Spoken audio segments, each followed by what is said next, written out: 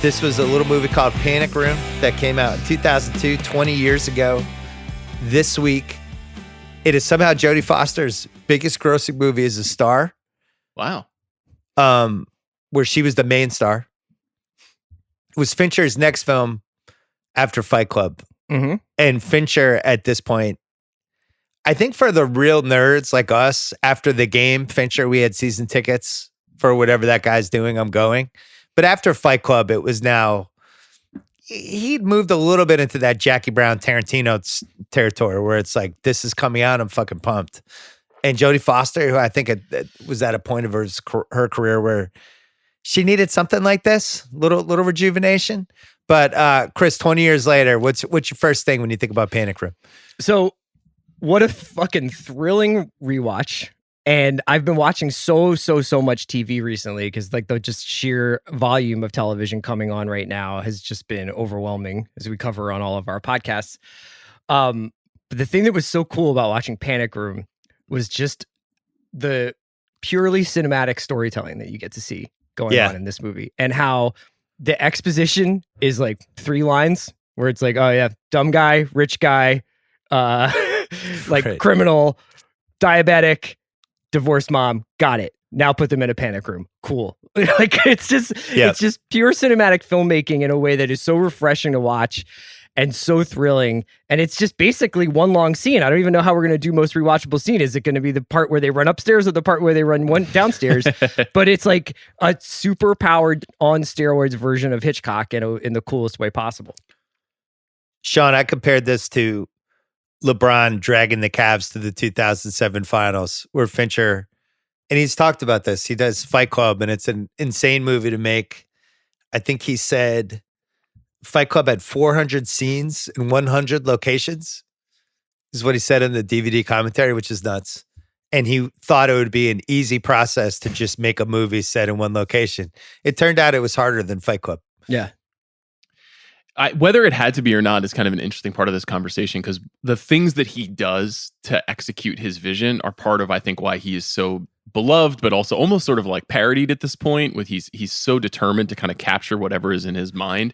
The thing I think about with the movie, though, is it's like the ultimate Hitchcock homage, because on the one hand, it's a movie that takes place all in one place, right? So it has shades of Rope or Lifeboat, those movies that Hitchcock made. But really, it's Hitchcock doing Psycho right after North by Northwest. North by Northwest is this big sprawling story that takes place all across the country with massive set pieces and, a man in peril trying to figure out who's after him. And it's very similar to Fight Club in that way. And then Psycho is really shrunk down and much smaller and more or less takes place in one location at the Bates Motel. And it's terrifying. And it's basically really a B movie. And because of the artistry that Hitchcock brought to it, it made it one of the most iconic movies ever made. Panic Room doesn't quite rise to that level. I think most people think of this as kind of like second tier Fincher, but from a sheer like watch me do this perspective, it's like Chris said, it's a breathtaking movie. It's so cool. Yeah, and that's why I use the LeBron analogy, because it's, what is Panic Room, a 42 and 40 NBA team? Mm-hmm. It's like you might make the 9th seed, maybe you get in the play-in tournament, that's it. But just as a premise where it's like, yeah, mother and daughter in a house. It's a B home movie invasion. Elevated to an A movie because it's Jodie Foster, Forrest Whitaker, and Jared Leto, and then it's David Fincher making it. But there's a version of this movie that is on Netflix once a month. And instead of Jodie Foster, it's Leighton Meester. Shots fired. Wow, I'll do respect Keep to Leighton. Leighton Meester's name out of your fucking mouth. So Fincher saw Panic Room as a cross between Rear Window and Straw Dogs, the Peckinpah movie. Yeah. He was concerned that Home Alone would overshadow it, but he's pretty traumatized after this movie. Some of his quotes were, I learned that you can't make a movie just because it'll be hard. My agent sent me the script that said, you're not going to want to read this because it all takes place in one house. It's a logistical nightmare. And I was just like, I might be interested in that. I'm a bit of a contrarian. I like challenges. And then you end up 2 years into the challenge that you made for yourself and you just go, nothing's worth this. So then he said his lessons were, don't shoot for 100 days in one place. That's what's to be learned from that. Figure out ways not to. They probably had the same kind of problem on The Shining. That's all in one house, but at least they get out. They get to run through a maze. So Fincher, we'll go into some of the casting issues they had with this and why they had to reboot the production a couple of times. I'll save that for later. But Fincher is pretty traumatized by this. It's weird. If we'd done a draft, Chris, of the movies that traumatized Fincher the most, I would have assumed like Zodiac or Fight Club. Not this movie. His career is really hard to read because it doesn't go fastball off speed pitch. It's not like he does like a heavy one and then a light one, or like a hard one and then an easy one. Like the easy ones get hard. The off speed pitches are really important. The fastballs sometimes miss. So he's not like a director I find it easy to map in some ways. But yeah, like I think Fincher's a sadist, and he's the hardest on himself. Like, you could have made this movie in a very simple way. And I think maybe the attraction to Panic Room for him, if I can read into his psychology, is coming out of the response to Fight Club. This seemed like a little bit of an antidote to that, because what's Panic Room about? Like, you can do a deep reading of some of the parts of it, but it's ultimately like, here's a really cool idea that David Koepp had when he read some articles about these safe rooms in houses. And we made it into a really good thriller idea. Like, that should be an in and out kind of idea. And if you watch, and when you watch it, you're like, yeah, I'm not gonna like be haunted by Meg Altman's story for the rest of my life. But the way he made it was like, what's the hardest fucking way possible I could make this movie? There's some think piece stuff about the underlying theme of this movie is about underestimating women, right? And it's something that happens a bunch of times when at one point I think Jared Leto says, "Oh, it's fine. It's just a mother and her daughter." Like, so I guess like that would be one theme. But then, one of the best things this movie does, it flips the Forrest Whitaker character. So even though he's a bad person, you're kind of hoping he does the right thing. And it all sets up to him at the end doing the right thing. I watched with my daughter on Friday night, and she hadn't seen it before. And she really liked the Forrest Whitaker character. And she's like, I want him to get away. Yeah. I want him to get away with all the stuff. And then when he went back, she's like, no, don't go back. Just get away. She's rooting for the Forrest Whitaker character. So they flip that too, where they have a movie where you're rooting for the bad guy usually doesn't work. But I think that says something about his performance too. I really like movies that don't really have a hero in them, and Jodie Foster in some ways is she's the protagonist and considered the hero of the story, but who is that character really? She's the ex-wife of a wealthy man who is buying an extremely extravagant new home, basically to stick it to her ex-husband. She's younger than her ex-husband, so she potentially could be the second wife in this equation. And she's a strong woman, and she's trying to protect her daughter, but she's not exactly like the most obvious likable heroine. And it's Forrest Whitaker who gets most of the hero moments, and he's obviously a thief and a crook. Well, he's the one with the moral compass. Exactly. And so you look at the movie and it's like, is it really that far afield from like No Country for Old Men or The Godfather or these movies that have really compelling, complicated characters who you root for, but then when you think about why you're rooting for them, you don't totally understand. There's like moral complexity, obviously, is at the heart of every David Fincher movie. And he's really interested in the idea of like good people making bad decisions and bad people making good decisions. And so it takes a movie, like Chris said, that is a B movie and makes it seem deeper. Whether Panic Room actually is deep, I think is kind of an interesting conversation, because I'm not totally sure that it is, and I don't really care. It's one of those things where like Zodiac is deep. Yeah. Zodiac is about be obsession and trying to figure out like what your life means through the prism of someone else's experience. That's a big idea. That's a huge idea. You could, fit 5 years went by between Panic Room and Zodiac, and it seemed like the effect that this movie had on him and the amount of preparation that had to go into Zodiac really affected Fincher as he made this. But I think it's okay if we just look at this movie as a B movie and celebrate how fucking cool it is too. Yeah, and I also would say just like coming out of Fight Club, and it was like the star-making performances for Ed Norton and to some extent Brad Pitt, although he was already obviously a big name by 99.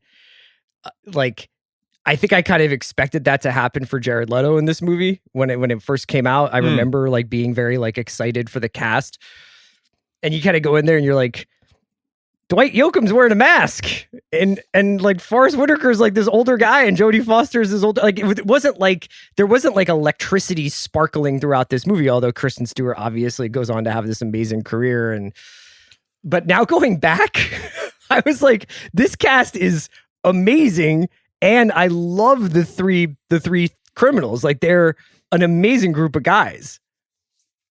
Yeah, the Leto. in Fight Club was when they kind of used we're casting that Jordan Catalano guy from My So-Called Life, and he got the shit kicked out of him in the movie, and that was when you got over the shock value of seeing him in a good movie. This was when it was clear he had a chance to actually maybe be even bigger than that. That there's something here. There's like a real actor here. On the Fincher thing, just quick. So just for the people listening, 1995, we've done that one. The Game, 1997, we've done that one. Fight Club, 1999, we've done that one. So he's 3 for 3 heading into this movie, and that's what we talk about with the gravitas. Then he does Panic Room 02, Zodiac 07. We've done Zodiac. Benjamin Button 08, Social Network 2010, and then Gone Girl, which we've also done, 2014. It is an incredible IMDb of movies. You skipped one, and I think it's the one that's now become the most underrated, which is Girl with the Dragon Tattoo. That's the movie that I think. Oh, my bad. The hardcore Fincher heads are like, is this one actually really great too? And here's why. Like the first time they saw it, they were like, why did he adapt this kind of lousy novel into a thriller? But wow, the Stieg Larsson heads are coming for you now. I'm sorry, my apologies to them. But I mean, Dragon Tattoo, I watched it 2 years ago when Mank came out, and I was like, also this rips. All of his movies rip. It's kind of amazing. They're all good. Alien 3 is good. Like there's not a bad Fincher movie. There's not a bad Fincher TV show. He's the best. Yeah, it seems like the most prolific part of his career is. It was hard for me to read the IMDb because he's also doing all these videos that are in there too. I wish they separated them. But Zodiac, Benjamin Button, 0708, Social Network 10, Dragon Tattoo 11, which had a lot of buzz because it was a big book.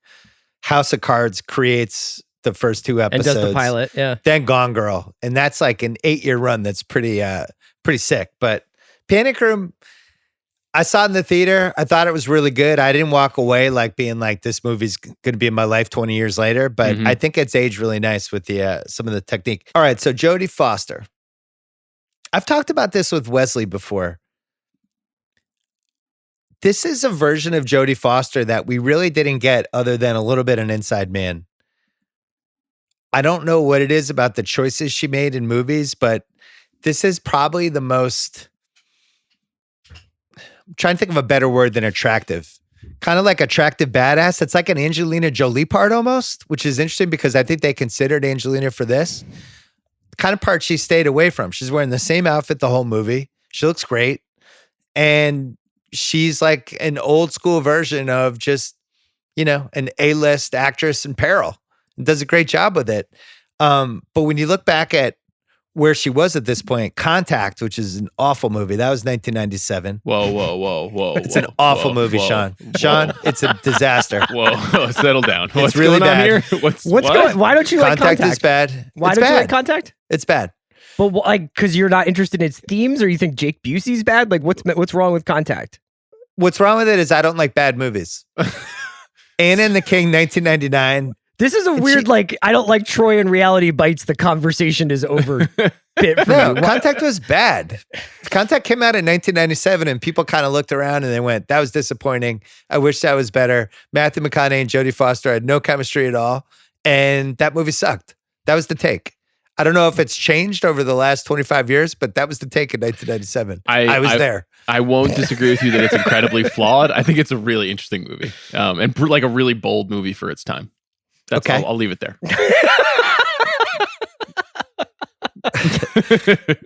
She needed a hit. It had been a dry run. I think she'd been passed by some actresses. And this helped. This got kind of a second wave for her where she ends up in Flight Plan and Inside Man and one more run. I don't think, she started to raise kids, so I think she hit that stage too where she wasn't started to direct. cranking her out 3 years. Yeah, directed a little bit, things like that. But this might be my favorite Jodie Foster performance, guys. Wow. I think this is number one for me. I think she does a really good job. And I was trying to think of other actresses I would have wanted. Maybe what you're reacting to is that Jodie Foster, one of the hallmarks of like the roles she chooses, the movies that she's in, is she chooses to play characters who are put in like these very extreme situations. But usually the characters themselves are really extreme. Like if you think about, Nell or something like that. Like she has this facility to like kind of play characters, but this version of someone in an extreme situation like remains pretty normal. Like Yeah. Meg Altman is like a very like just normal person, and like that opening scene of her just like looking around the house, you're just like, yeah, this is cool. This is just Jodie Foster wearing cool sunglasses, being a rich lady, checking out some real estate, like getting drunk in the tub with a it's couple very, glasses of very, wine. very, very relatable in a way that I think very few of her films wind up being in some ways, just because of It's a good word, Chris. Relatable. That's the word I was looking for. She always feels like Jodie Foster kind of going for it with some kind of goofy part. Right. And in this time, this was a part that I think 10 actresses could have played. Like Sandra Bullock easily could have been in this movie. Jolie is a little too young for it, but around 07 range, easily could have been in this movie. You go on down the line. It's a standard, really good actress part with a good director that I think a lot of them would jump at. And then you think about what the Netflix algorithm feeds us, home invasion movies and people in peril. Like, it's like everyone wants to make this movie now. This isn't, what's that movie, Bird Box, Sandra Bullock made? Yep. Mm-hmm. It's same kind of premise, right? But I think this is the really well done version of it. Sean, where do you stand on Jodie these days? I really like her. I mean, I don't think it's my favorite of her performances. I'm Silence of the Lambs. I still think is probably the best thing she's ever been a part of. But I can't get over. I'll never totally love the accent in that movie. Yeah, I guess that's a choice there. I mean, Chris's point is so on the money though, which is like in The Accused or in this movie, or even in the kind of more, B grade stuff like Flight Plan. She is often playing a person in peril, but who is incredibly steely and knows the answers and knows how to get to the other side. And that goes all the way back to Taxi Driver. That character is so young and in such a dangerous circumstance, and yet she is so confident that she knows how things are going to play out. So she has this preternatural ability to communicate that to audiences. I think that like it's not so much an actress thing, it's like an actor or actress thing. This is kind of like a Charles Bronson movie in a way where it's like a regular person is put in a dangerous circumstance and they have to knuckle up and fight their way out of it. Like Meg Altman is not a superhero. She is just a lady. And she does some pretty incredible things. I think especially of that moment when she like throws the syringes into the panic room. And that's like, it's almost like a John Woo movie or something. You know what I mean? Yeah, There's so extraordinary about that moment. It's really cool. And I don't know, you buy her the whole time. I think in most movies that you see her in, you just always believe her, and part of that is because she's been doing this for so long, but she's just a great classic screen presence. So you feel like you're in good hands when you watch a movie like this. It's something she always had, because you mentioned Taxi Driver, but she was also in 1976, The Little Girl Who Lives Down the Lane, which is one of the 5 craziest movies you could ever rewatch. Like I would love to just have a camera on producer Craig and his lovely fiance Liz as they watch the entire The Little Girl Who Lives Down the Lane movie, because it's like, you can't even believe it. I can't even describe how crazy it is. But in that whole movie, she kind of, there's like a dead person living in the basement and there's a whole bunch of shit going on. And a lot of stuff that would get canceled these days. But she's just the whole time, she's always has the ability to just kind of seem calm, calculating, like she's trying to figure out either a way out or a way to solve something, which is a really good quality. I don't know. I feel like, would she win 2 Oscars? The Accused, right? and 2 Silence, Oscars, right? Yeah. It's pretty unassailable. Once you get that second Oscar, like Jesus. Yeah, and then like I think she's able to pull an inside man out of her back pocket, where you're just like, nobody's really thinking about Jodie Foster movie star at that point, and she's just like, I'll go toe to toe with Denzel Washington. But I think that's the frustrating thing for me, is I feel like there's a little more. Like there's like 3 more performances over this stretch that I think I wanted that we didn't get, and especially like you think the Prestige TV piece of this, where it's just I would have just loved to have seen her just dive into some awesome character when she was in her 40s, something like that. I think that moment's probably past. She has this propensity to take on, especially in the last 20 years, really challenging stories that you don't think are going to work with complicated collaborators. Like in the last 10 years, she directed Mel Gibson in a movie. She collaborated with Roman Polanski on a movie in 2011. She's in Elysium as like basically the villain of that movie, as a kind of like Condoleezza Rice stand-in, She's like good though. She's really good. I like that part in that. I thought she was pretty good in The Mauritanian, which is was an Oscar movie a couple of years ago that most people didn't really see, that also starred Benedict Cumberbatch, that was about like a pretty critical issue, a true life story, and she plays this kind of hard-nosed lawyer, But like those kinds of movies and the kind of movies that she specializes in are also not really at the center of the business anymore. And that might be part of it. You know, she doesn't participate in franchise entertainment for the most part. So we don't see her as much. Yeah, I wonder, like, did she have a Devil Wears Prada Meryl Streep moment in her? You know, like, Meryl was probably like, I don't know, early 50s in that. But it just was kind of rejuvenated. It was a pop culture movie, you know, which something Fincher has specialized in. Affleck, think about Gone Girl, like what that did for him in 2014. And she kind of needed, I guess this was her version of it, but I wish she had another one a little bit later. Can we talk a little bit, do you want to do any of the production stuff now? Because I do think there's a kind of fascinating contrast with what like they started to do with this movie versus what it wound up being. And that's the casting of the main role. You want to do the casting what ifs now? Yeah, well, I just wanted to mention. Well, we'll do the Nicole Kidman part. There's a big one, so like it's a big deal. Like this usually doesn't happen, but Nicole Kidman was cast as the role of Meg. They started shooting the movie, and she aggravated an injury that she had suffered on Moulin Rouge. I think she had like a knee injury. It was a knee. It was like not as bad as Rob Williams. Me losing the 2022 finals. Bill, I meant to mention Rob Williams torn meniscus. In my house here, we've been sitting Shiva all day. It's real tough. Yeah, I know you were torn I can tell in Philadelphia where I am right now, there's a real tension on the streets. Everybody's just like, not like this. We didn't want to see the Celtics. We really wanted to see you guys go into the postseason. Asterisk time for your Sixers team now. It's fine. Yeah. But anyway, Kidman also had a knee injury. Kidman had a knee injury, and so they replace her with Jodie Foster. And Fincher talks about this in the director's commentary for Panic Room, but he's basically like, I had the luxury or like the privilege to see two amazing movie stars give completely different readings on this character. Now, partially because of what Fincher changed about the character once Jodie Foster was cast. But apparently, like the Nicole Kidman stuff, and David Fincher, feel free to release the Nicole Kidman cut whenever you want. I'd love to see it. But apparently the Nicole Kidman version of Meg is more feminine, slightly more like helpless. And then the Jodie Foster role obviously is a little bit more like practical and pragmatic. And Fincher describes as political, which I guess leads to sort of like what you were saying about Sean, about like, well, this is about like women and a woman in trouble kind of thing. But I think it's just amazing that like those two actresses they couldn't be more unalike, you know, in their acting style sometimes. Yeah, if this were sports, 4 different things happen that lead to her being in this movie. She's almost in the game in the Sean Penn role, which we covered on that podcast. And then I forget what the details were, but she ends up dropping out, and then they put Sean Penn in there. I think Michael Douglas wanted the character to have a brother, not a sister. So she's out of that. But Fincher files it away because he's always wanted to work for her. Then you have Nicole Kidman getting hurt on Moulin Rouge. Then you have her getting re-injured as they're filming this 2 weeks in. And then you have Jodie Foster, who was already doing another movie. She was directing some movie called Flora Plum, where Russell Crowe got injured, left the project, production shut down, and this window opens where on a week's notice, she can come on in and replace Nicole Kidman. So then she comes in and films like a bunch of months of it, and then it turns out she's pregnant, and they have to stop again after 5 weeks. And they decide the producers don't like the dailies.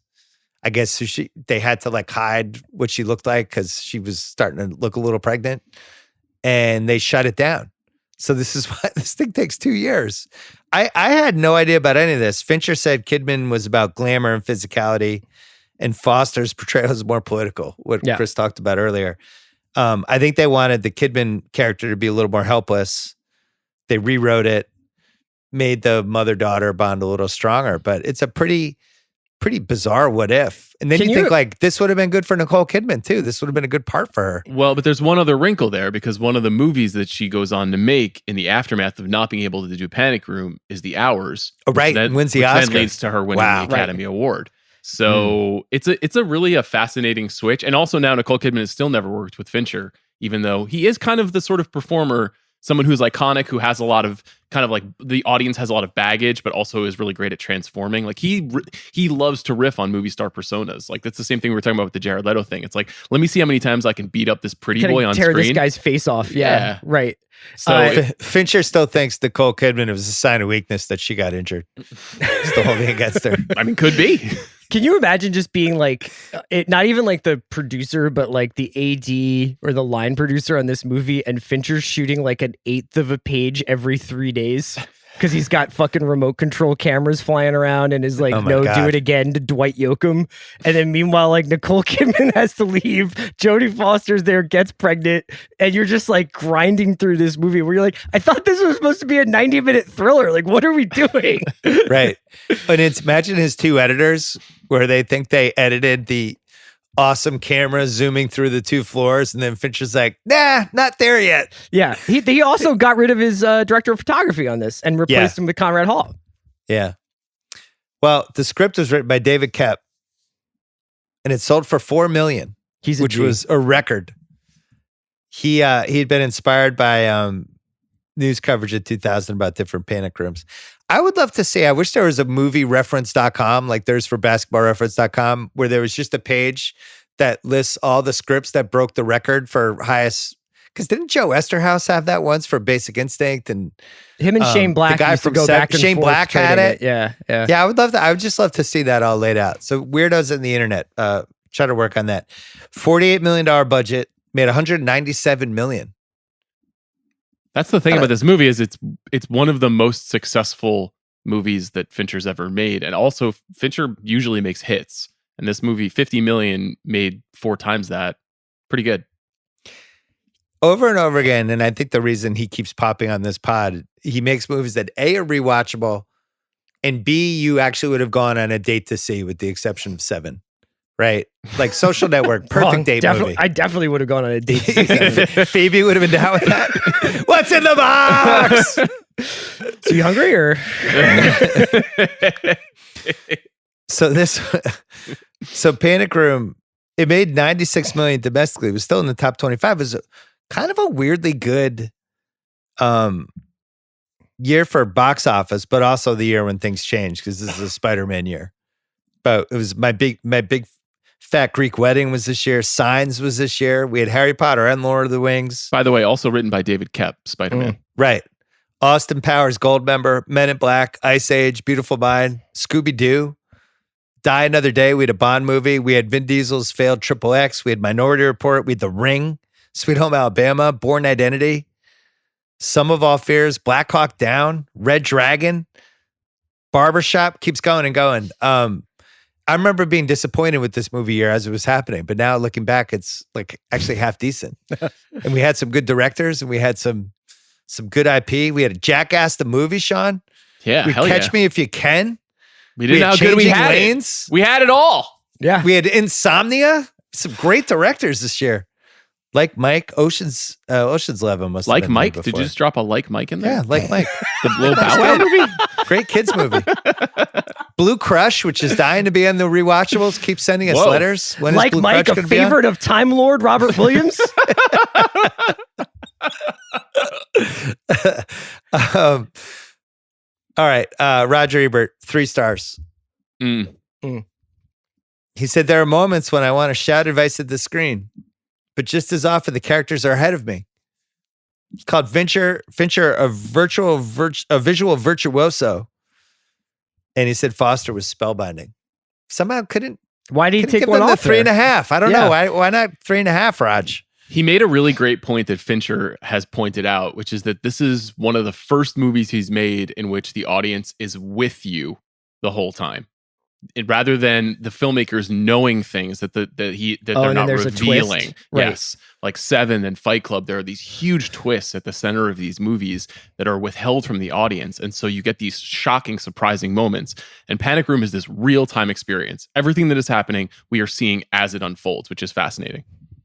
Is that the key to Fincher? There has to be a twist? Not necessarily, but obviously that's something in the first half of his career that he really cared about and kind of got stuck on a little bit. And I think you pointed out that like there is a gap between Panic Room and this new era that starts with Zodiac, and you can see that he's thinking about the way that he's telling stories totally differently. You know, Benjamin Button, all of these movies are less about like, boom, gotcha, and more about thinking about the ideas at the center of the movie. That's a really good point. I can't wait to do the Re-Social Network and the Re-Zodiac. I wasn't on the last Zodiac. I know. need to do that. You guys did a great job. You too, Greenwald. It's funny. You should go back and just do all the ones that you weren't on to like settle all Corleone family business. Like the pod should only be like 5 minutes long, where you're like, these are my only takes on this movie. Goodbye. I'm only okay with that if you let me on the Re-Country Strong. That's a solo pod, Re-Country Strong. What do you think? Country Strong. We'll have to talk to Liz. Most rewatchable scene. I just wrote down the robbers show up. That's it for the entire movie. It's about 20 minutes in. There's a lot of foreplay. I don't mind when they're going through the house, deciding whether to buy it. I don't mind seeing sad Jodie in the bathtub and, you know, laying the groundwork for the diabetes with the daughter without actually telling us the daughter has diabetes. You got to use your brain, which is another Fincher state. They don't have the awkward scene in the kitchen where she's like, don't forget your insulin. Don't forget your insulin because of your diabetes. Right. Like, that's what I was saying in the beginning. Doesn't roll that way. Yeah. It's just not like, make sure you bring orange juice to your room in case your diabetes acts up. It's like, yeah. No. You know, we don't want to have another seizure like we had 9 months ago. Like, they don't do any of that. Can I just say, I do think that intro scene when they walk through the house, though, is pretty critical to the movie, to just giving you the spatial awareness of everything. Yeah. It sets up everything so beautifully. It's almost like a prologue.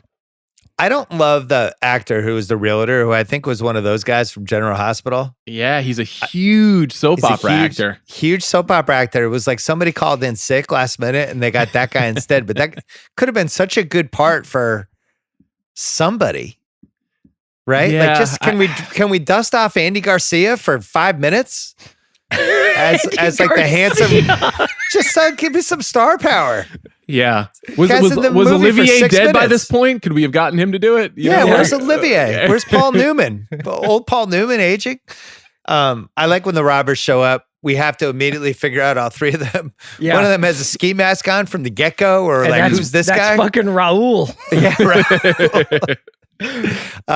Leto's got the dreadlocks or cornrows. I don't even know what you call them. Yeah, Jared Leto is essentially like an homage to Iverson in this movie. Yeah, yeah. He should have had the Sixers jersey on. That would be next one. Jodie finds out they're in the house. She's like kind of groggy from the 3 glasses of wine. She's going to pee. Forgot she left the panic room on, goes in to shut it off and sees somebody in the TV. Great moment. I hate when I leave my panic room open. It's so annoying. In the middle of the night, you got to get up. Like, when are we going to talk about which one of us is most likely to get a panic room? Well, I'm obviously going to be the winner of that one. What are you talking about? Actually, better question is, how many panic rooms do you own, Bill? I'm in one right now. Can you imagine if you just like shut yourself into a panic room and you were like, God, I'm ready. At least I have my podcasting gear. I'm ready. You turn all the security cameras onto like the NFL Sunday Ticket. I'm imagining you watching those surveillance screens, but it's just footage of Robert Williams, and it's like, Robert Williams, no! Yeah, I have the panic room. It's just 18 angles of home Celtic games. Jodie finds out they're in their house. It's always a great moment in any home invasion thing, which there's been, let's be honest, varying degrees of success with this genre, which is way more of a genre. I think at this point, there's been more home invasion movies than home invasions, but there's always that moment when it's like, wait a second, that window wasn't open, or I thought I just heard footsteps, or what was that noise downstairs? And it's just, there's that minute or 30 seconds or 10 seconds when you can see that person trying to register, like, I have to solve this. Somebody's in the house. Right. And it's good. And Jodie does a lot of good stuff with her eyes in this movie. Just in general, I think that's one of her best skills as an actress. The close-up of Jodie Foster's face, as you can see her kind of crunching the calculus for how to handle something. So it's just really good stuff. And then, Sean, you get this. You have a daughter now. It's a weird thing when you have a kid, especially a smaller kid. Your calculus goes from, I have to defend myself, to, I have to defend my kid. So the calculus is like,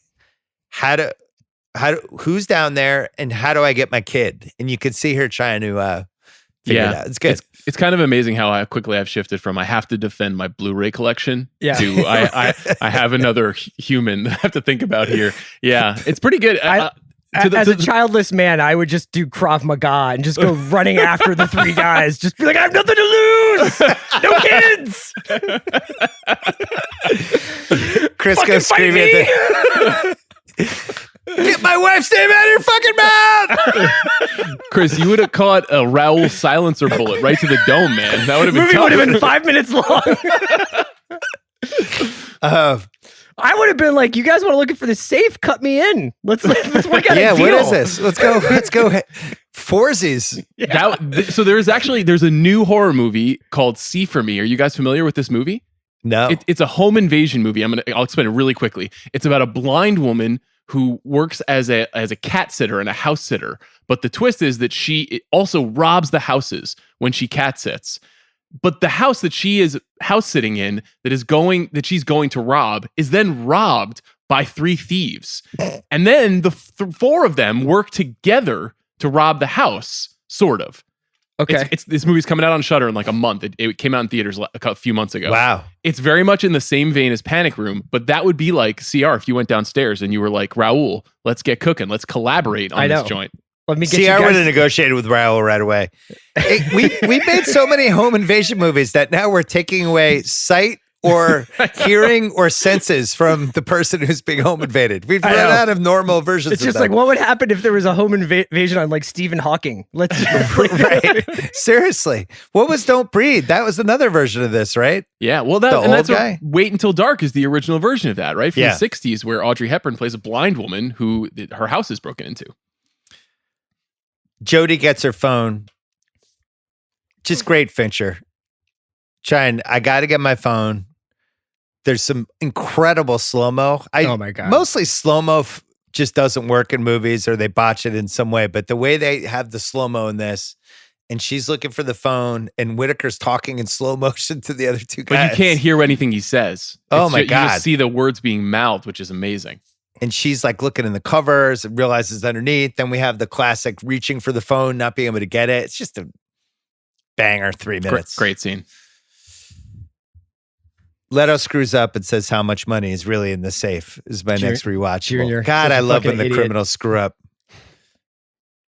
Standard. Chris, when we write our Michael Mann movie for him, we have to have a thing where the robbers mistakenly reveal how much they were actually getting versus what he hates stupidity. All the guys in Michael Mann movies are full of excellence. Like he wouldn't go for our like, what if we had a dumb thief? What's the name of your Michael Mann movie? It's called Heat. Is that like how they called the new Scream just Scream? Yeah. Yeah, it's just Heat. It's back. More bank robbers. What about you guys gun scene. Black Hat 2? I'm still trying to figure out what happened in Black Hat 1. I'm like 80% there. I've watched it. When you get to 85, we do the rewatchables. Yeah, there's a whole part of the middle where I just can't really tell you what's going on. I'd like to stand by the fact that when the movie was over, when Chris and I saw it together, I was like, that was really bad. And Chris said, I thought it was good. Chris was in from moment one. Chris, if there is a Chinese restaurant fight scene being filmed by a wide, high security camera, Chris is in. Get the wide shot of just people flying around. I know. All in. 2 more rewatchable scenes, then you guys can add some. The switcheroo with the dad and Raoul, another one of my favorites. A little Silence of the Lambs homage. Mm-hmm. The guy in the with the security guard. That guy, whatever that guy's name was. I just did my Robert Shaw. The guy who gets killed by Lecter. They do the switcheroo. Jodie doesn't figure it out. Jodie, not a rocket scientist, a couple times in this, but doesn't figure out that they might have just switched the 2 people. And then those 2 get in the panic room and they close it. And now her daughter's in there having a diabetic seizure. Yeah. Pretty good stuff. Last one is just the ending. Just everything that happens. What else do you have for rewatchable scenes? A huge one is running the gas into the panic room. Propane tank. Yeah. It's Apex Mountain for propane. That whole sequence is absolutely mind-blowing. Are you going to tell us why you don't like the propane tank scene? I mean, I was going to really dive into this for picking nits. I just think Jodie blows up. Like, I think she blows up. I think everyone dies in the panic room the moment she lights the flame. Did you run some experiments on this? How do you know? There's too much propane gas in the panic room already, and it's a closed space, and I just don't see how she doesn't blow up. She doesn't even get injured. She doesn't even burn like a fingernail. She burns her hand. Barely. Come on. She had a fire blanket. She does this thing where she dives backwards as she does it. I just don't think anyone, and not even Robert Williams, is that good of an athlete to be able to dive backwards like that. Not anymore. So that's why I didn't include that. You're right. It's a fucking awesome scene. I love seeing Jared Leto catch on fire. The blue flame is great. I'm sorry. Apparently he really did it. I like Time Lord. I don't know why I keep fucking saying this. Listen, it's all going to come back on you, Karma West. Okay. Joe, you have a Joel Embiid. He said 9 knee injuries already.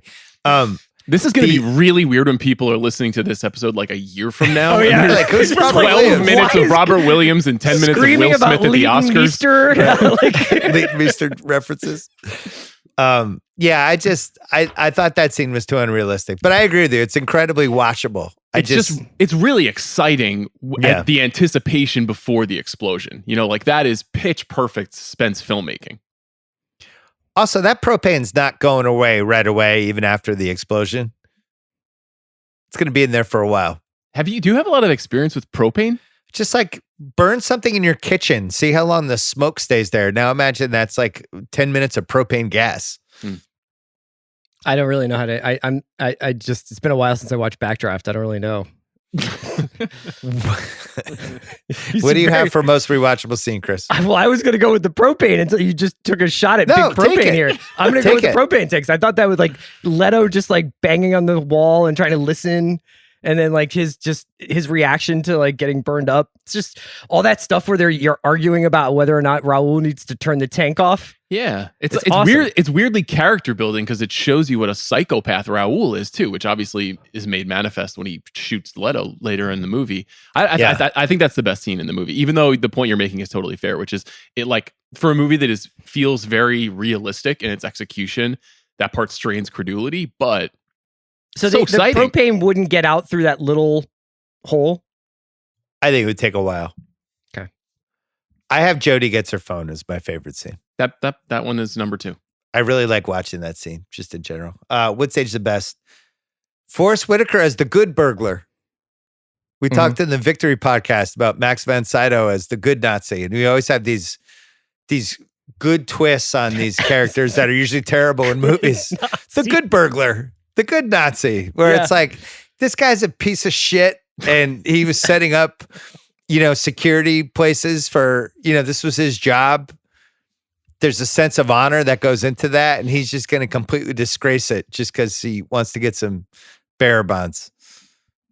Well, he has like some financial motivation. Sounds like he's got some custody issues, Chris, is this the part of the podcast where one of us tries to explain what bearer bonds are? Because I still don't know, and I've seen them in 100 movies. Not since Die Hard have we spent 25 minutes on bearer bonds. If I was involved I still don't know what they are.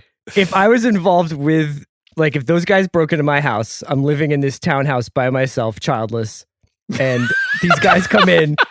First, I get in my panic room, but I get a PA, and I'm just like, guys, let me make a little deal with you. And I'm like, you steal these bearer bonds, you sell them back to the insurance. I saw it in the Michael Mann movie once. I saw it. I don't know if you guys have seen Heat. I've done a couple podcasts on it. Yeah. I sell these to you. You sell them back to the insurance. No reason anyone has to get their panties in a twist. I think bearer bonds have popped up in at least 8 to 10 Rewatchables movies. That's because they're so light. It's so light. It's so good to just be like, look, bearer bonds. We don't have to have like 10 bags of cash. Yeah, $22 million in one safe in one panic room is not feasible. Bearer bonds are, though. They are. Still don't know how to get one. Is there a bearer bond shop? Where do I get them? Yeah, they're inside a Target now. Are us? Yeah. If you go to Target, Is there one in the Century City Mall? I'm just going to stop by there today, get some bearer bonds. You should ask Ben, your son, if he knows what bearer bonds are, like versus like NFTs or something like that. Yeah, he'll be like, there's a little Dirk song about it for sure. Producer Craig, do you know what bearer bonds are? Just like a security you own of something. I don't know. There you go. Yeah, see, nobody knows what bearer bonds are. Nobody, not one person.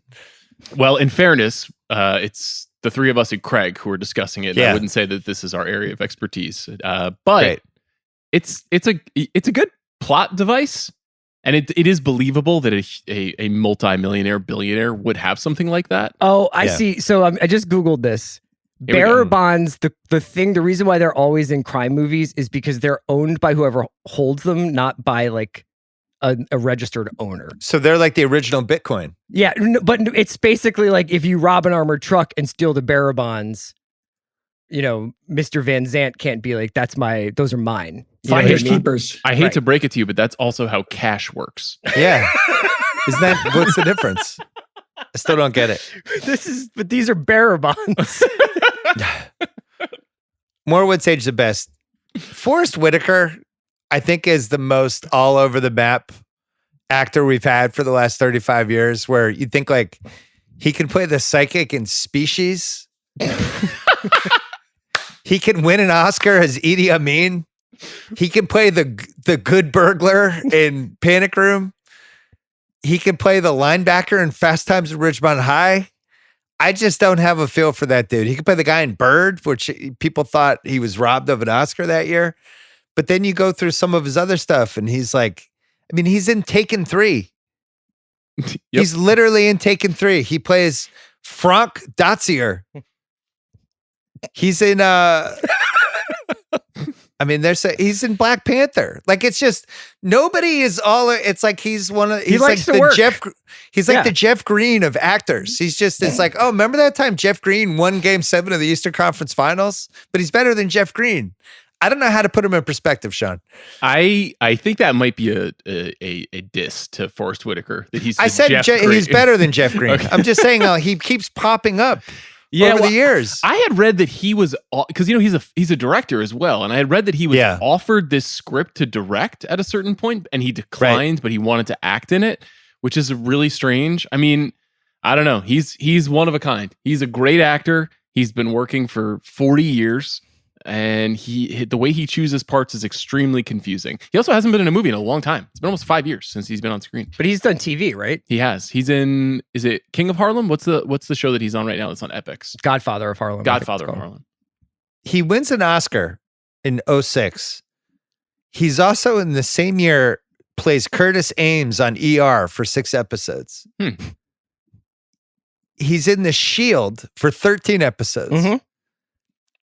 In 2007, he makes 3 movies: The Air I Breathe, Ripple Effect, and The Great Debaters.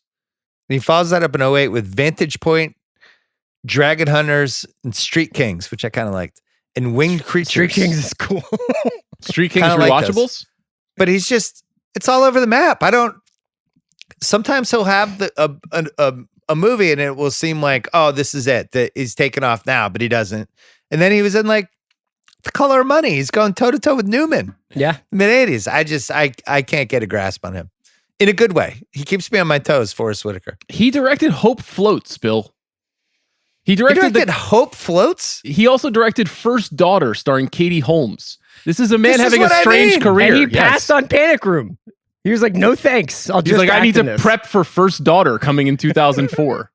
And Jeff Green had 25 in Game 7 of the Eastern Conference Finals and sent the Cavs to the 2018 Finals. Another would say the best. The graphics at the beginning are amazing. I don't know how they do that. Those big building blocks as different parts of New York. It's The so title fucking sequence cool. is so fucking Yeah. awesome. So good. But such Yeah. such a purposeful decision too to do something that is so external and massive for a movie Yeah. that is all inside. Right. Good point. Diabetes situation we mentioned. That aged the best. Well, just how they handled it. Oh yeah. How they were not overt about it at all. It was all very subtle. The Kristen Stewart piece of this. Huge. I remember thinking this. Now I sound like LeBron.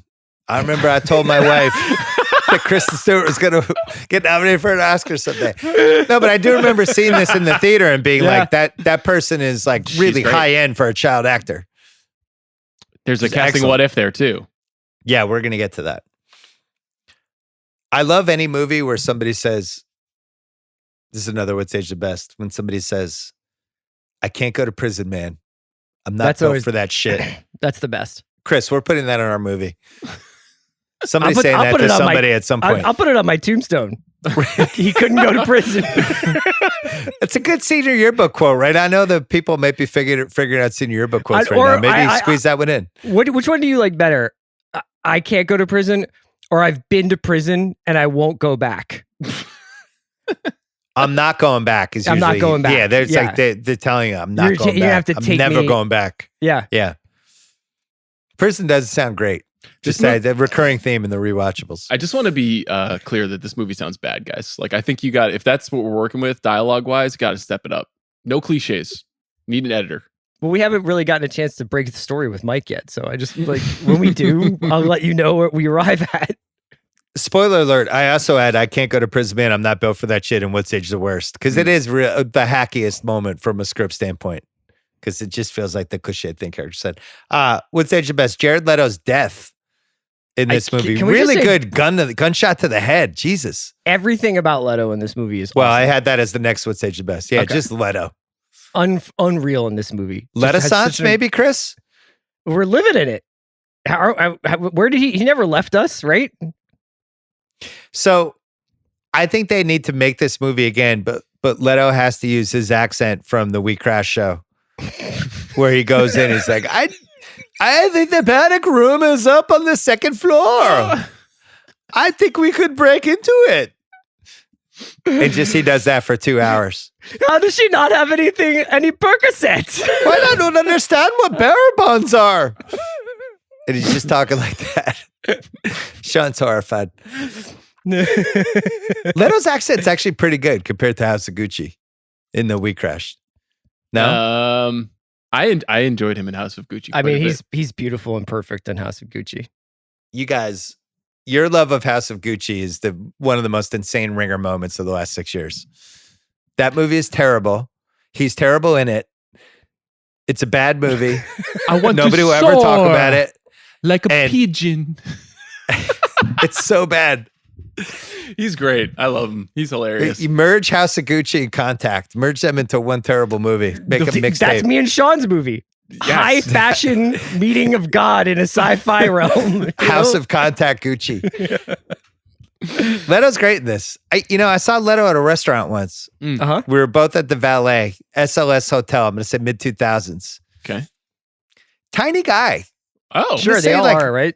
Yeah, not taller than maybe 5'6". Tell you who's not tiny is Will Smith. Will Smith not as tiny. Will Smith punching Jared Leto would have been a big deal. Do you know what was he driving? Do you remember? Don't remember, but you're not going to believe this, but he had a smoke show with him. And they were waiting for a car and smoking a cigarette. It was like one of the more cliched Hollywood things I'd seen in the 2000s. Was he driving something really idiosyncratic? Like did the valet pull up in a unicycle or something? Don't remember. It was the same dinner same dinner where one table over, it was, it was after The Hangover. It was probably right around maybe 6 months after The Hangover. And one table over were the Olsen twins eating with Zach Galifianakis, and the guy from The Hangover ends up on the roof, which I think one of them were dating. Justin Bartha. Me and Sean saw him at a winery once. We sure did. Yeah, I like that guy. That guy got a lot of mileage out of The Hangover. Yeah, so we went from that to Leto, and it's like, wow, great night in LA. Weird yet again. Any other what's age the best for you guys? I don't know that we're doing this movie justice today. We're going to. We'll just wait till picking nits. Can you tell I'm a little punch drunk? I just wanted to say how much I thought. I mean, well, I also would say that Yoakum, who's got one of my favorite IMDb's. Yeah, let's hear it. It's essentially this and Wedding Crashers. Is that it? No, it's a couple of other things, but this is the guy's range is doing Raul or doing Rebecca De Mornay's husband in Wedding Crashers. Yeah, I mean, I think Fincher said he saw him in Sling Blade, and that was what made him want to cast him. It's just for him, who's not, I guess not, I wouldn't say a natural actor. Yeah. To have screen presence, to be wearing a mask against Jared Leto going 100 miles per hour with cornrows, and the Forrest Whitaker who's thinking already about doing First Daughter. Dwight Yoakam is the malevolent force of evil in this movie. And yeah, he really is. Raul, the bus driver, is just a great creation. What's age the worst? I mentioned the propane gas thing. I just think she blows herself up. Another what's age the worst for me is the husband character in this movie. Steve. Yeah. Do we have to go that much over the top for a marriage not working out here? So it's like Steve, I guess we're supposed to think he left Jodie for another woman, Yes. right? Yes. Mhm. And so as his reward for that, he gets to have the absolute shit beaten out of him by these three burglars By for Raoul. a half hour, and then can't even shoot one of them, even though he has like 17 different cracks at it, and is just completely broken and emasculated by the end of this movie. I'm not sure they had to go that far, I guess is my point. Should they redo the movie told from Steve's perspective? That movie is basically Stephen Altman goes across the park, gets fucking destroyed. Yeah. And then if And he then she's doesn't like, come, you got to buy me a new house. he doesn't come back if he's not back in 20 minutes, isn't the new girlfriend calling the police frantically? And the other what's age the worst is I just feel like the cops come in when the guy from Oz come dressed up as a police officer comes. Was that Paul? Kirk Acevedo? No, it's Paul Schulze. Or Schultz. No, that's the priest from The Sopranos. Yeah, but he was also on Oz, Was he? wasn't he? Yeah, he was Kirk Acevedo on Oz. No, that's not Kirk It's not Acevedo Kirk. is the name of an actor. Yeah. Oh, I'm getting my Oz Sopranos mixed up. You're right. He was the priest on The Sopranos. I'm thinking of the guy who was Kirk Acevedo. Yeah. Father Phil, right? Yeah, Father Phil. Is that wrong? It's Yeah. Paul Schultz is the guy's Yeah. name. It's him Yeah. and Mel Rodriguez are the cops. I just feel like they want to come in. Just like she's not letting them in. And at some point that starts to become weird. And you're like, let me fucking in. I This want to mo- see what's going on. Something's not adding up here. I'm coming in. The movie is pretty unkind towards emergency services in general. Like the fact that she calls 911 and they're like, please hold. And the fact that the police are called by Stephen Altman, it takes them 20 minutes to get there, maybe more than that, depending on the timeline of the movie. And then even though they realize that they need to come back because the cop doesn't trust what she's saying to him at the door, it still takes another hour, 45 minutes for them to send the siege group. So that the whole thing is pretty skeptical of that system. I have some nitpicks that easily could have also been in What's Age the Worst, but we'll save them for later. Chris, any What's Age the Worst for you? No, I still have the same thing. Nitpicks. Okay. Casting what if. So Hayden Panettiere was originally cast in the Kristen Stewart role and left the project toward the end of 2000. Then there's some stuff about Fincher on the director's commentary talked about the child actor who played, I guess they fired somebody. I don't know if it was Hayden Panettiere or a third actress, but Stewart, somehow they landed on her and she was great. But there's some other one that he mentioned like was bad. We had to get rid of her. So I don't know if that was Hayden Panettiere or not. The word I saw going around, and I don't know if this is true, is annoying. That he found the actress that they fired annoying. Well, Hayden Panettiere might qualify for that. The role of Raoul was originally offered to Maynard James Keenan. This is Hell one yeah. of Lead singer the of greatest Tool. casting what ifs in the history of the rewatch. Love It might be this. number one. Love this. Yoakum, number 2 choice. And then Not we the ended up same with guy. the magic of Yoakum. Yeah. We've ended up with Dwight Yoakam and playing somebody named Raoul. Fincher had just directed the video for Perfect Circle's Judith, which is an awesome song and an awesome video. I didn't know you And- were a Tool fan, Sean. Yeah, low key. I don't want to be identified with some of the worst traits of the Tool fan, but I guess I'm talking about it here on a podcast, so I will be. But he actually is like the more svelte, more imposing version of Dwight Yoakam. Like there's a commonality between Maynard and Yoakam that you can see why he replaced him. Clint Howard was like, I'm right here. Waited my whole life for a part like this. That's like an evolutionary chart, like from Cro-Magnon man up to human. I think it starts with Clint Howard, and then it goes It to just Dwight goes up. Yoakam, and then it goes up to Maynard. And This would've eventually been- ends, this would've ends been with a- Billy Bob Thornton. I think because we're talking about Heat so much, this would have been a good role for Rollins. Wow. Oh, yeah. Henry Rollins is Raoul. An enforcer. Yeah. I have somebody better than that, and you're going to be jealous of it, Chris, but I'll wait till we get to recasting couch. Time Lord? Not Time Lord. Best that guy, aka the Joey Pants Award. I had either Father Phil from The Sopranos, who I thought was the guy from Oz, or the realtor who was also on every soap opera, including General Hospital, and I think was feuding with Robert Scorpio at one point 30 years ago. I think the fact that you confused whether he was on Oz or The Sopranos means he gets that means we have a winner. Vincent Hanna, give me all you got, a word for overacting. Our guy Leto just dials it up. Yeah, just there's some dialing. Dion Waiters' award's got to be Raul. Even though he's in it a lot, he's in it too much. But he can say, well, maybe he's not eligible. The more I'm thinking about it, we're gonna have to make an exception. I think it can be Raul or Junior, because I mean, maybe if you have less than 12 lines in a movie, you can be eligible for Dion Waiters. This is a tough one. It's a true 5-hander. There are 5 movie stars in this movie, basically. But I wouldn't say that like we can't really give Stephen Altman Dion Waiters, right? Nobody gets it then.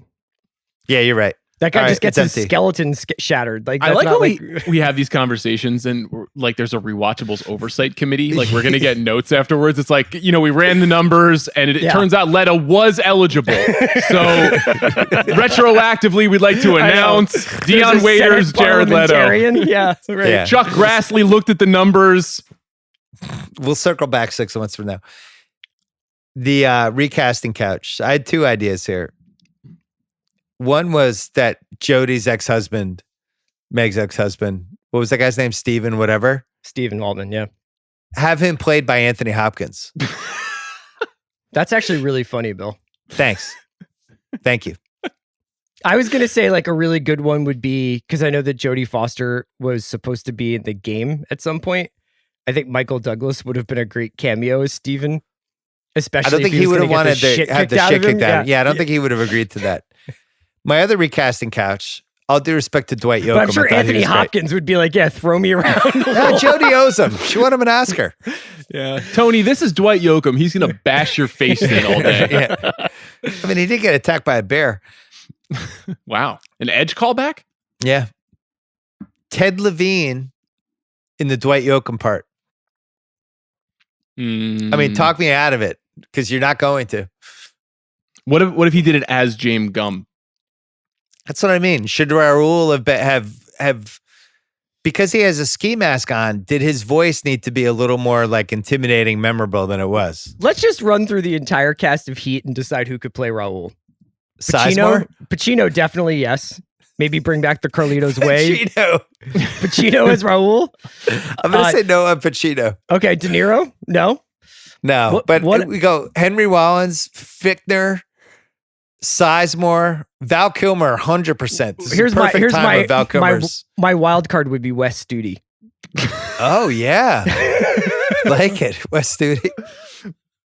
Why not Diane Venora? I mean, why stop there? Natalie Portman, could she have played Raul? John Voight, a little older, but John Voight could have been in this movie. Sizemore, I think, is the answer. Sizemore, yeah. Half-assed internet research. Kristen Stewart grew more than 3 inches during the filming. Oh, wow. That's another website I want. We talked about screenwriting records. I also want the complete database of child actors who grew during the filming where they had to, it actually like fucked up how they were filming. The kid from Ozark is like the number one. Yeah. The kid from Ozark is the Cade Cunningham of this category. We've done 230 movies. I swear this nugget has been in like 15 of them. Child actor X grew during the filming and they had to figure it out. So she was towering over Jodie Foster by the time it was done. And they had to, that's why they had to sit them at the bench. Kristen Stewart's array of post moves. She was like Giannis. Just fucking jamming on Jodie Foster all day long. She went from 5'6" to 6'10". How many takes do you think it took for Sarah's medical bag sliding across the floor outside the panic room? Oh, like God. 46. Yeah, I can't even imagine. I was going to say 50. 103. What? Yeah. Fincher wanted to get that one right. It was all worth it. That shot rules. Shot's great. The house is located at 38 West 94th Street in New York City. You can go there and stand outside. Be outside the panic room house if you want. They constructed the 4-story brownstone set. Arthur Mack's production design team took 15 weeks, $6 million. At Raleigh Studios. At Raleigh. In lovely Hollywood. Yeah. Right Are around we going to talk about the cameras, Bill? Yeah, go ahead. Well, I mean, just basically like Fincher kind of, I don't know whether he invented, but he certainly innovated and popularized this way of like using the camera without a camera operator. Right. So that he would basically map out these shots and be able to control the shot without it. Now, Sean, was it digitally like an after effect, or were they doing There was that on CGI the stuff set? with it. Yeah. Yeah, pre-visualized and then animated like combined with what the footage that was shot. Right. So it was basically like I can move from one room to another without having to lay down dolly tracks or whatever. And then my favorite anecdote, which you can read, it's pretty comes up pretty fast when you research on Panic Room, is he explained all of this and showed some of this stuff to Steven Soderbergh. Soderbergh was like, this is going to drive you insane if you do it this way. Like, this is going to be really hard. And he was right. The other thing is probably worth noting, if we're going to talk about that stuff, is that Darius Kanji started out as the cinematographer of this movie and quit or was fired 6 weeks into it. Mhm. And so Conrad Hall stepped in to do it. But I mean, this is the guy who shot Seven, is one of the most accomplished cinematographers, and they haven't worked together since, obviously. Mm. Yeah, in some of the research, it was like, no, it's the right move. But yeah, And there's a lot of like I think that was stuff a that he deal had breaker. started to do a little bit with Fight Club is like really like fleshed out in Panic Room, where it's like you go into the hose and through the grate and down this Yeah. thing and out. Love that stuff. That Yeah. keyhole shot is really Yeah. great. Sean loves when we take cameras inside walls. It's Love one of his favorite things. Yeah. Yeah. I need that website. You need the website about child actors growing during productions, but I need a website of all Screwing the up times those the camera went into a shootings. wall. Your whole thing on Big Picture should be like, I liked Coda, but they didn't have any shots that went inside of a wall. 3 out of Just needed 4. two of them. I wanted to be inside that Gloucester townhouse. Clearly, you haven't been listening to the show because I've been on this for months. Belfast, sweet story, no walls.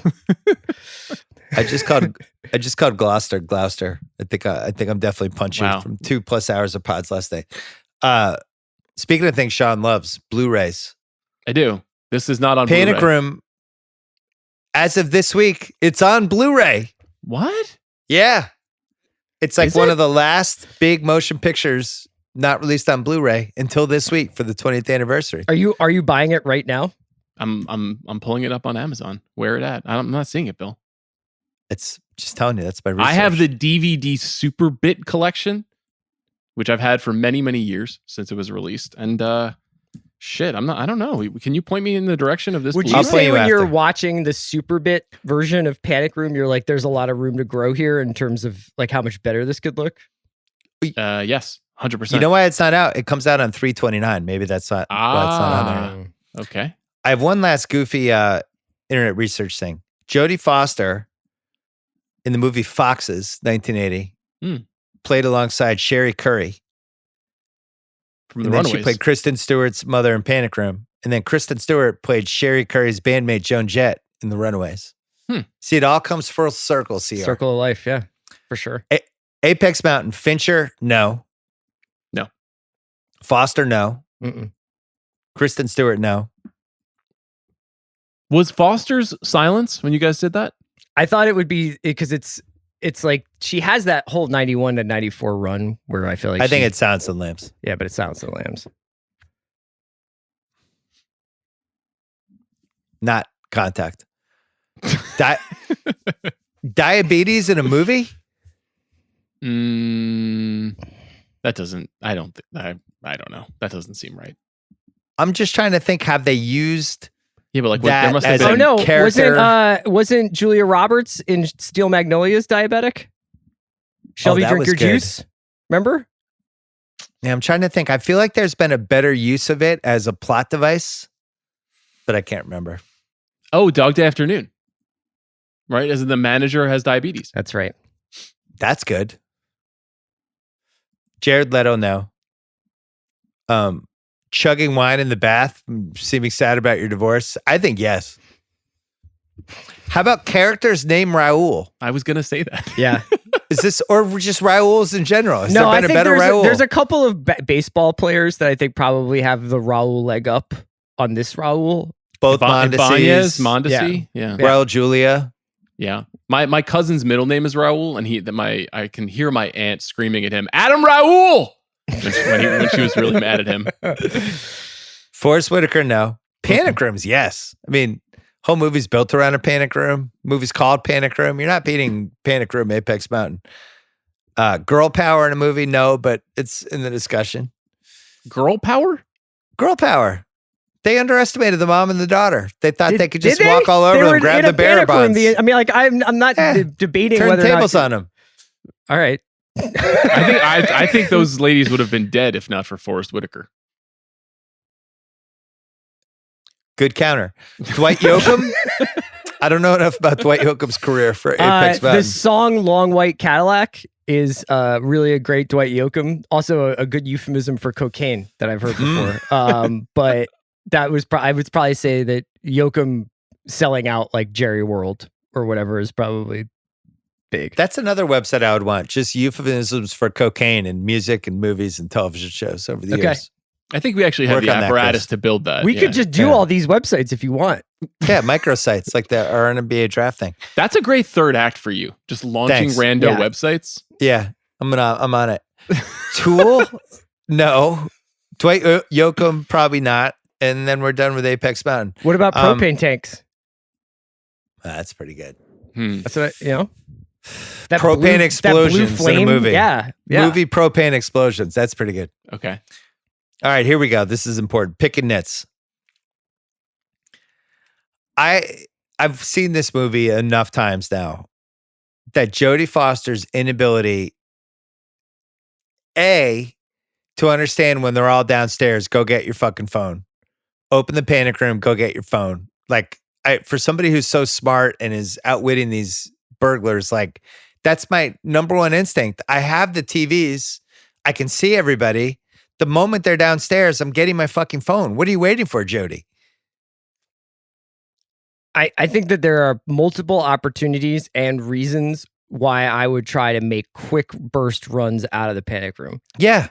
Just one idea here, just throwing this against the wall, see if it sticks. Open the panic room door and just fucking start throwing stuff out the window, and see if anybody's like, wow, there's like crazy shit happening in this house. We got to call the cops. But it's not about running out of the panic room. It's about opening the panic room door, having Kristen Stewart watch the monitor, and very quietly go look for your phone so as not to disturb the robbers upstairs.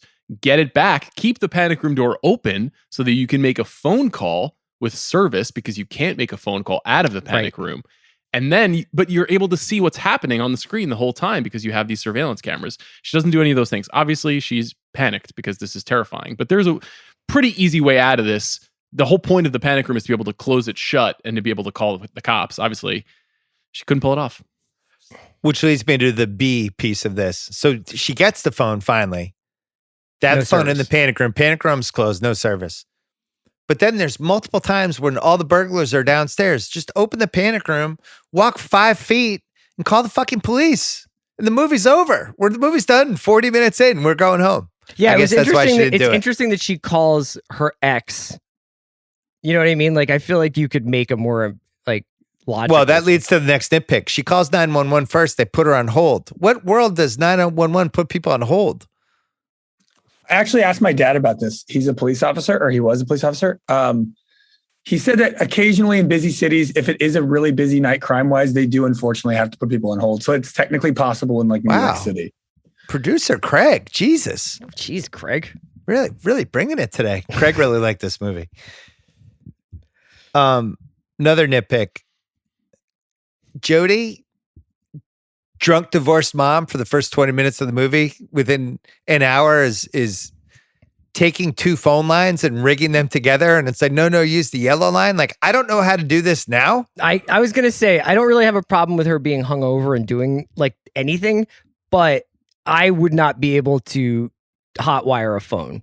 What about after 4 glasses of wine where you're just zonked out and you woke up in a stupor? I don't think it's that bad. It's 4 glasses.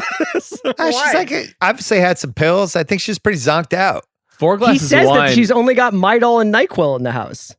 Yeah. 4 glasses of wine is when CR does some of his best work, by the way. I know. Yeah, I guess that wasn't fair. That's when I do some of my best electrical engineering.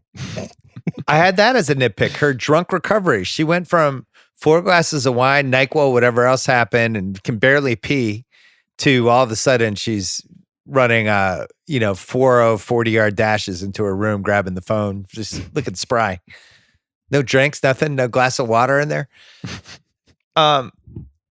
Ro just falls down the stairs like 2 floors lands in a heap and he's up and fresher than ever. What was going on there? Some Michael Myers energy going on there. Yeah. So Forrest Whitaker, he rigs the panic room, works for the security company, shows up to the house to break in wearing the security company kind of jersey. Well, the whole idea is that there's not supposed to be anybody there and the cameras aren't supposed to be on. All right, maybe just wear a t-shirt, maybe a hoodie. You're going to show up wearing it. And then the other thing is, if there was a break-in, wouldn't the security company be the number one suspect? Somebody breaks into the panic room? You're not with me. I'm with you. I mean, we're just getting into that, like, in Die Hard, if you just made 2 phone calls, Die Hard would be over, kind of thing. I think the intention makes a lot of sense, which is that if it's someone wearing a security outfit entering a home that they believe to be unoccupied, that's obviously like that's a safety measure, right? That there's like, people trust people who wear safety uniforms. What about the guy who's with them has a ski mask on? Do they trust them as much at that point? Or that's not great. Although it seems clear that Forrest Whitaker was surprised to learn of Raoul's participation in this robbery. He didn't see that one coming. I don't know, it's tough. What'd you have for nitpicks, Chris? I had mostly just like the lack of interest in like quick escapes from the panic room and just doing like a little bit of like chipping away, not looking for chunk plays, but just getting 3 yards in a cloud of dust. Go get this, go get that. Craig has a question for nitpicks. Go ahead, producer Craig. Do you guys think if you woke up in the middle of the night and saw a flashlight signaling SOS, you would do anything about it? Or would you even be able to recognize that? I would be like, why is this person flashing a flashlight into my house? But I wouldn't recognize Morse code. Would you look into it though? Yeah, probably. But I'm inquisitive, you know? So this is why I have such an action-packed marriage. My instinct would be, they'll be fine. My wife would be like, we have to call the police. I'm going over there. And she would like walk across the street, see what was going on. Well, there's a whole study about this idea, right? The murder of Kitty Genevieve is like about the woman who, dozens of people in a neighborhood heard screaming while she was being murdered. And then all of the witnesses were interviewed and they all talked about why they did or did not call the police. Like there's a whole kind of like sociological line of study around something like this. The flashlight thing is interesting because my instinct, if I was sleeping, would just be to close the curtain and not think twice about it. Because I'd just be like, why is someone waking me up and annoying me? Whether or not it's like enough. I definitely don't know what SOS is. I don't know any, I would have never been able to figure that out. Listen, out of the most indefensible, I'm not helping you movie moments, it's still the lady who lived next to the house where Michael Myers was killing everybody when Jamie Lee runs to the next house screaming. She's already got cut. She's bleeding. And they're like, they turn the lights off. And we're all full up here. Yeah. Sorry, can't help. Screaming, terrified 18-year-old girl. And did you know that the guy who plays the neighbor is Andrew Kevin Walker, the guy who wrote Seven? Yeah. Next category, could this be remade as a 10-episode Netflix show? I actually got excited about this for a split second, then decided no. I think a home invasion Netflix show, which is probably the next evolution for Netflix, but not sure I would watch that. I think it is a 10-episode Netflix show, but it's just that Junior is Roman from Succession. This is the end point. Oh, we go to the backstory of Leto? Oh, interesting. Yeah, I guess you could. You could do it 2 ways. I think you could legitimately do a TV show. The show would have to be called Panic Rooms, and it would be about 10 different panic rooms in 10 different situations. Or it could be Panic Room through history, and it could be the same panic room. Oh, yeah. Over like 100 years. Film noir panic room. Yes. Interesting. Yeah. So now we're in 1940. Yeah, or 2040. If you did a movie with this premise, you get to dive into the marriage breaking up with Jodie. You get a lot of backstory with Raoul. Raoul gets an episode. Not against that. You get the Leto family stuff. A bus driver, right? You get Forrest Whitaker. Maybe you work in a couple more characters, and each one gets an episode heading toward the 3-episode extravaganza of them being trapped in the house. Here's my take. Not against it. This is exactly the amount of time I want to spend with these people. Yeah, true. Fair point. Probably unanswerable questions. We've hit everything. I have one. Sean, get fucking ready. Okay. You're not going to like this. Oh, no. Is this the best Kristen Stewart's ever been in a movie? Jesus Christ, Bill. I mean, I say that out of praise for her performance. She's fine. I would in say this movie. Adventureland. I thought she was great in Panic Room. I would say Adventureland is my favorite Kristen Stewart. But what is the answer if it's not Panic Room? CR would say Underwater. The movie that came out a couple of years ago. I mean, I think probably a bunch of movies that you either haven't seen or don't really care about that much. Personal Shopper. Personal Shopper, I think, is one that people would point to. Clouds of Sils Maria is one that people would point to. She's really good in On the Road. I thought she was really good in Spencer. She's actually really charming and funny in Happiest Season. That was on Hulu a couple of years ago too. So you're not gonna go Breaking Dawn part that's one. that's the answer. I really liked Happiest Season. That's that was great. last year, right? Was it maybe it was 2021? Yeah. Yeah, that movie was good. I like that movie. But she's great in this movie. I'm not dissing her. It's just like she has kind of turned herself into, if not the most accomplished, maybe one of the most accomplished actresses of her generation. She's really good in this movie. But actually, if you read Fincher talking about it, he noted that they needed to shoot more takes with her and Foster because Foster was so much more advanced as a screen actor that like it necessitated a lot of work to get that performance out of her. I guess here's why I make this case, and I'm probably wrong. This child actor part goes so badly with so many actors that she is the bar that she sets for what we're normally getting from this part with whatever actor we get. First of all, if it's in the wrong hands, the movie dies because you actually start rooting for the burglars to get her. Just she's annoying. Get rid of her. But for the most part, it's going to be mediocre. And there's so many good actors in this movie that she kind of has to be a good actor. And I don't know. I thought she did a good job. I agree with you. She's great. Yeah, I agree too. Chris, what piece of memorabilia would you want from this movie? Raoul's ski mask? Just open, close case? I kind of want the Panic Room, if that counts as memorabilia. I want the bearer bonds. Yeah. The bearer bonds would be good. Yeah, I want the bearer bonds. What do you got, Sean? The propane tank. Oh, that's a good one. I'm gonna go with the ski mask. I like Raoul. Who won the movie, guys? You know where I'm going. Leto. Finch? Got to be Fincher. The Finch man? Yeah, Yeah, I mean, 'cause he makes this movie. What 99 other people make this movie. It's totally forgettable. I think it is 100% David Fincher.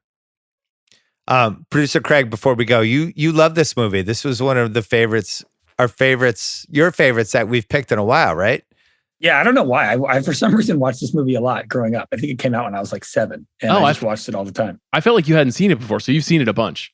Yeah, and I hadn't seen it in a long time, and it held up. I think it's fantastic. It's just like the perfect movie. I just want more of movies like this. Great thrillers made by geniuses. Also, like maybe just try the sugar-free mints.